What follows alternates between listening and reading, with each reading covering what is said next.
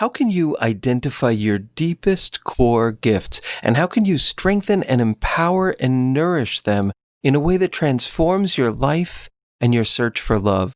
Stay tuned to this episode of the Deeper Dating Podcast to learn how.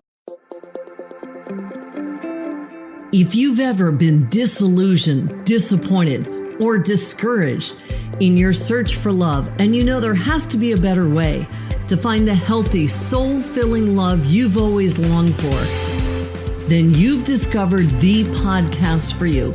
I know, as Ken's work personally has led me to find the love of my life. So here's your host of Deeper Dating, Ken Page. Hello, everybody, and welcome to the Deeper Dating Podcast. I'm Ken Page, and I'm a psychotherapist, the author of the best-selling book Deeper Dating, and the co-founder of deeperdating.com, which is a new and revolutionary platform for single people to meet in ways that are kinder, more inspiring, and emotionally safer.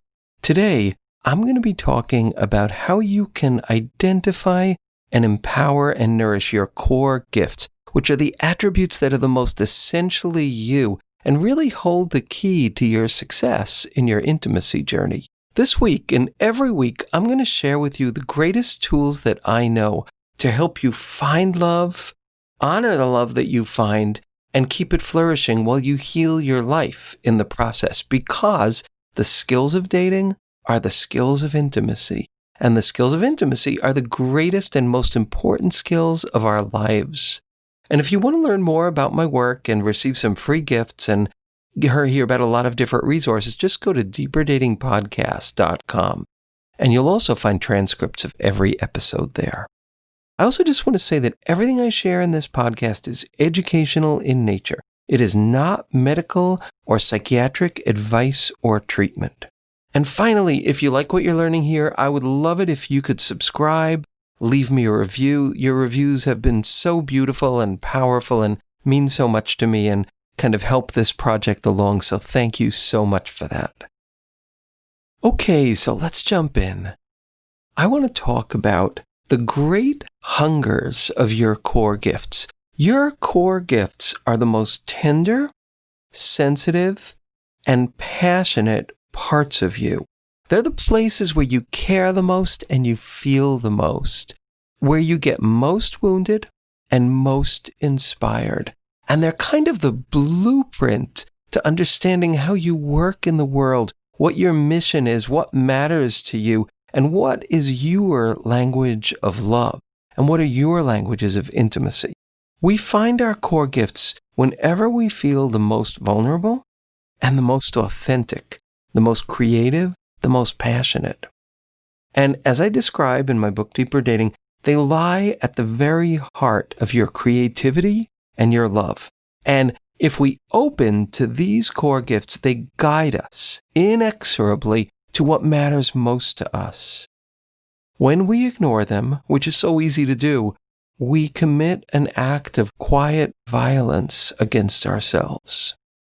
So in this episode, I'm going to help you discover your own core gifts, and I'm going to talk about the 5 great hungers that these core gifts have, the parts of them that need to be fed. And as you feed them, they become richer, stronger, more empowered, and they guide your life more powerfully. And of course, when they do, that means you're leading with your heart. That means you're leading with your soul. That means you're leading with your essence and your truth. And when you do that, the heft of your being, the power of your heart, and your kind of innate nature takes form in such important ways.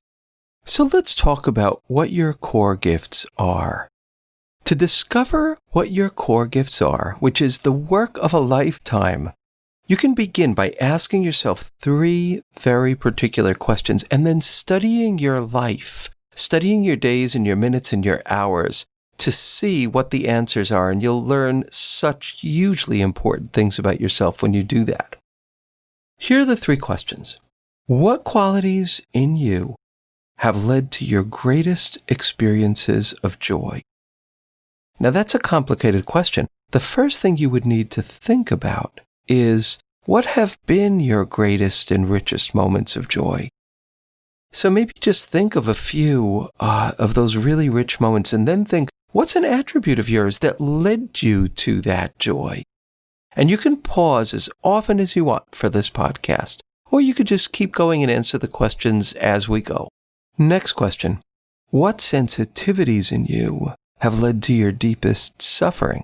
So then there's that same process there where you think, what have been my experiences of deepest suffering? Where do I suffer the most deeply? And what are the sensitivities in me that are triggered by things that make me suffer? These are core gift places. And then finally, what do you long to create or do in the world? What is there longing for in you? These also speak to core gifts. So just in thinking about those questions, you can see that your answers, that this touches profoundly deep roots of your being, the deepest roots of your being. And these core gift qualities need to be named, cherished, and fed by us if they're going to flourish. And to thrive in this world, each gift that we have needs to be nourished in 5 particular ways. So as I run through these 5 ways, just notice if any idea strikes a deep chord in you. And if it does, again, you might just want to pause just to reflect on its personal meaning for you. So the first thing that your core gifts need, first and foremost, is to feel accepted by their ultimate parent. And that's you. But that's not always so simple. Because we get frightened by the intensity of our passion, for example. Or we get punished for the intensity of our passion. Or we get punished for speaking truth. Or we get punished for living and acting outside our prescribed gender roles. Or we get stepped on because of our tenderness. So many different ways that we have been trained that these most precious parts of ourselves, the most original and true and essential parts of ourselves, are embarrassing, get us in trouble, hurt us, can't be shown, can't be seen, etc.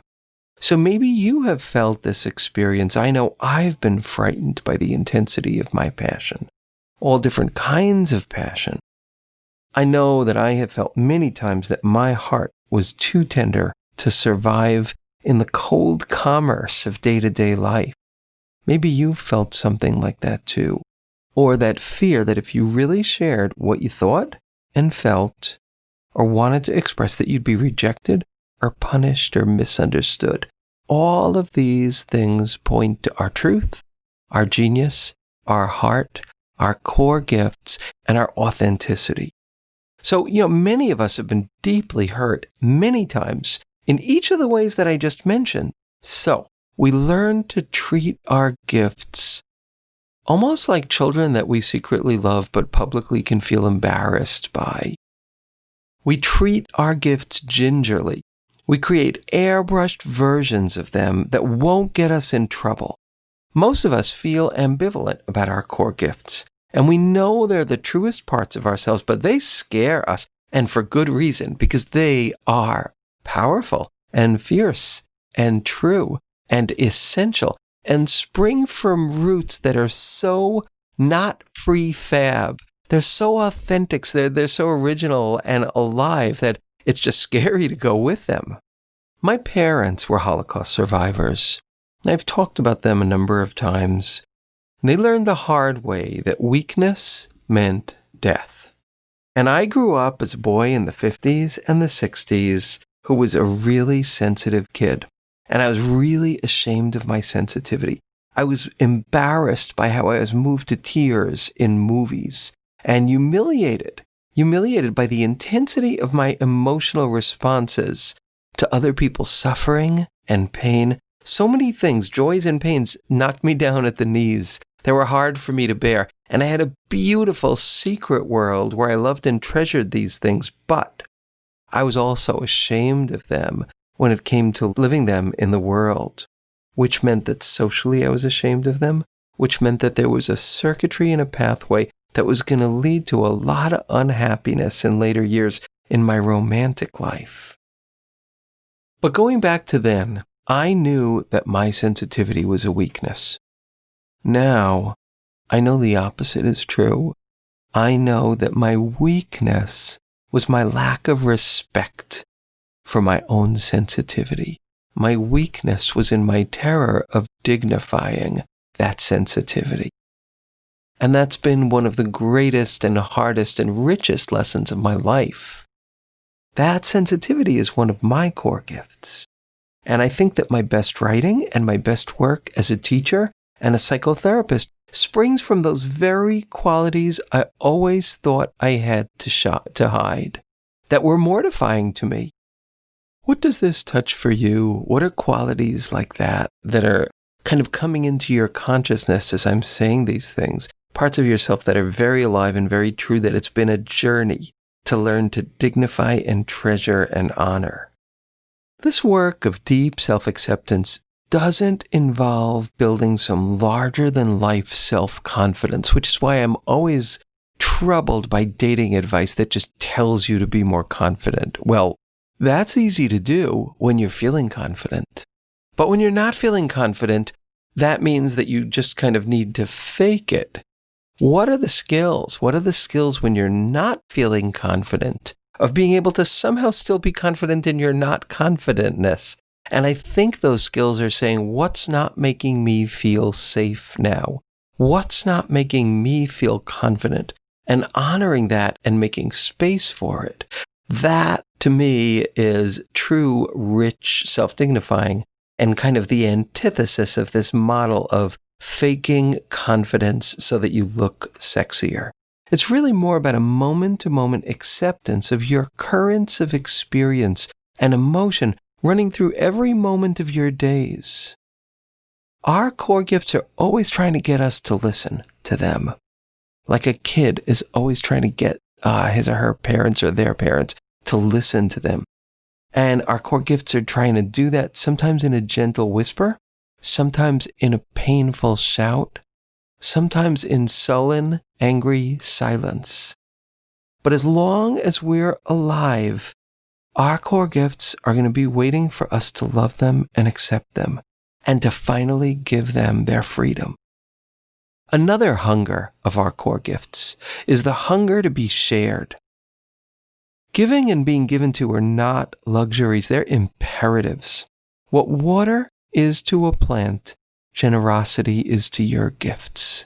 We all hunger to give. We need to give. We long for children, we long for pets, we long for loved ones, because unfettered giving is one of life's absolute joys. Our core gifts must be given, and they must touch others. And we must see this happening before we can ever truly feel like we're worthy. And in my many, many, many years of practice as a psychotherapist, I've seen that my clients who are generous are the ones who are the most capable of happiness. It's the ones who cherish and honor and water their generosity that have the happiest and richest lives, not always, but essentially, I find, and in the long run, I really find that to be true. So which of your gifts are you longing to share? So here's an interesting one. This is a third gift, and that is your gift's cultivation of its opposite, or your cultivation of your gift's opposite. So what do I mean by that? In order for our gifts to have legs in the world, we need to develop their complementary opposite quality inside us. Our tenderness needs bravery if we're going to ever share it with the world. If we're visionaries and dreamers, we need to cultivate practicality for our creations to come to life. Practical people need to cultivate their dreamer self in order to create beauty in their lives. A generous person needs to cultivate his, her, or their no. And really, on some level, most of us would just kind of rather not do that work because it's a hard uphill battle to cultivate the opposite quality of your dominant gifts. But when you do it, something magnificent happens. You feel your self-respect growing. When we do that, we feel more solid, more self-confident, and we like ourselves more. It's that feeling of mastery which feels so good and is so central to a life that works. We feel more like adults, but we maintain the kid inside us as well. Our core gift properties will always probably remain dominant, and that's fine, because perfection isn't the goal. A rich life where we can take care of ourselves is. So, to help our gifts mature in the world, we need to help cultivate their opposite so that we can use them more wisely. And this is something really interesting. The less you've cultivated the opposite quality to your gifts, the more you're going to be sexually and romantically attracted to people who carry that opposite quality in an extreme and not so great way. So, for example, somebody who's really generous of spirit but can't say no is going to tend to be attracted to someone who is great at taking, but not so great at giving back. The more we cultivate these complementary qualities in ourselves, the more we'll find ourselves attracted to people who appreciate our gifts and won't take advantage of us. Something else our core gifts hunger for is discipline and development. Our core gifts long to be respected enough to be cultivated and developed. They hunger to test themselves, to push past fears and obstacles and obstacle illusions. Just like a gifted child hungers to have her gift seen and acknowledged, our gifts hunger for that as well. They hunger for a mentor who honors them and gets them. They hunger for people who delight in their flights of excess, who shelter their vulnerability, and who send them out into the world to create and be shared. Creating that sense of inner discipline is a rare accomplishment, and it takes time and effort. And this is a poem that I really love by the great abstract painter Arthur G. Dove. We have not yet made shoes that fit like sand, nor clothes that fit like water, nor thoughts that fit like air. There is much to be done. Our gifts aren't stagnant. They really long to take us somewhere. They compel us to take a risk, to turn the next corner, to meet the next enemy, to devour our next limitation. They're hungry for that. And when we learn to call them gifts instead of imperfections, then they find freedom from that kind of crippling carefulness that we can treat them with when we're timid and afraid. And that's when they become joyously, ferociously hungry for the next new learning. And that's when life becomes truly exciting. And I want to say something else about this too, is that our core gifts have a quality of joyful excess. Not all core gifts, but many of them do. When we're in touch with our core gifts, we get silly, we get ridiculous, we get playful, we get sensual, we get creative, we laugh, we cry. There's a quality of bigness and vibrancy and a kind of enthusiastic excess that is just such a central part of one of the things that our gifts need. Just one, but one of the things that our gifts need in the world. And now I want to talk about the final hunger that our core gifts have. They have a hunger, and as we've seen, I guess I just do want to say that these hungers all include connectedness with the world, connectedness with people who treasure them, who can play with them, whose gifts we can cultivate. I think that's kind of assumed in all the things I'm saying, that hunger for living in connection with others in the world. So this last one, which is greatness, your core gifts hunger for greatness. But just like we're rethinking the meaning of gifts, let's also rethink the meaning of greatness. Because greatness is not necessarily fame or success. It's really something much more humbling and kind of much more exalted and much more challenging. So as we feed these hungers of our core gifts, we find ourselves touching the hem of some kind of felt greatness, one that might not even have words. We sense that we're closer to some unknown, unnamed kind of native land with a really big open sky that's so broad that we may never fully encompass it. But Maybe we've been homesick for that greatness our entire lives. And I think that our love of fame is a kind of cheapened expression for this hunger for personal greatness. I know for me, sometimes when I'm with my family, when I'm with the people I love, I'm hit by a quiet happiness that's so strong that it almost burns. It feels huge and kind of heart-swelling, but so simple. That's the greatest greatness to me. So what are the greatnesses that your gifts yearn for? Take a moment to think about that and answer it for yourself. The Buddhists teach that we have seeds of suffering and seeds of joy inside us, and they never go away, they remain latent. What determines our life is the seeds that we water and the seeds that we allow to remain latent.